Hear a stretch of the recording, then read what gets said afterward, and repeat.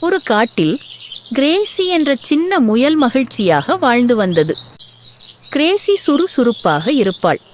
பிறருக்கு உதவி செய்வதையே பெரிதும் விரும்புவாள். ஒரு நாள் ஒரு கிளி ஒன்று உடைந்த சிறகுகளுடன் மரத்தின் கீழே விழுந்து கிடந்தது. இதனை பார்த்த கிரேசி வருத்தப்பட்டாள்.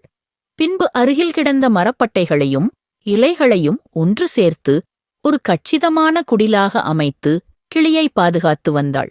அவள் கிளிக்கு பழங்களையும் கொட்டைகளையும் ஊட்டி பசியாற்றினாள். அது நன்றாக வளர்ந்து வந்தது.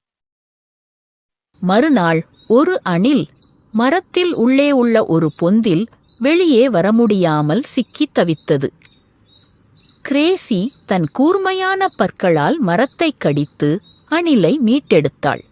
அதனை பார்த்த வனத்திலிருந்த மற்ற விலங்குகள் கிரேசியின் நற்குணத்தைக் கண்டு பெரிதும் நெகிழ்ந்தன. அதன்பின் அவர்கள் கிரேசிக்கு உதவத் தொடங்கினார்கள். ஒரு சமயம் ஒரு பெரிய புயல் வந்தது.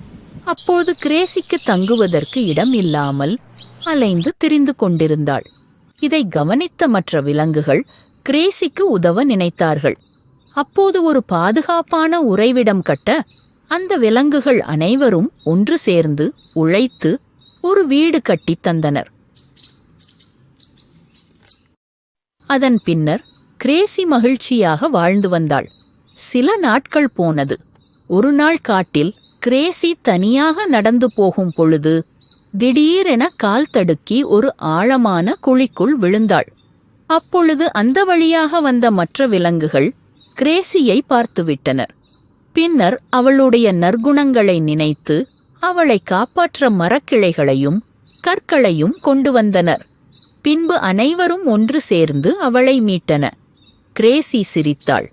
நீங்கள் எனக்கு உதவினீர்கள். ஏனெனில் நான் உங்களுக்கு தேவைப்பட்ட நேரத்தில் உதவினேன்.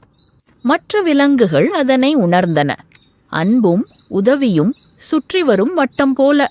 ஒருவர் செய்கிற நல்லதிற்கு மற்றொருவர் நல்லதை திரும்ப செய்கிறார்.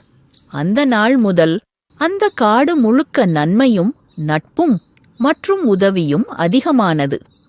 இந்த கதையின் நீதி பிறருக்கு உதவுவதின் முக்கியத்துவத்தையும் நம்மால் செய்யப்படும் நல்லதும் நமக்கே ஒரு நாள் திரும்பி வருவதை உணர்த்துகிறது.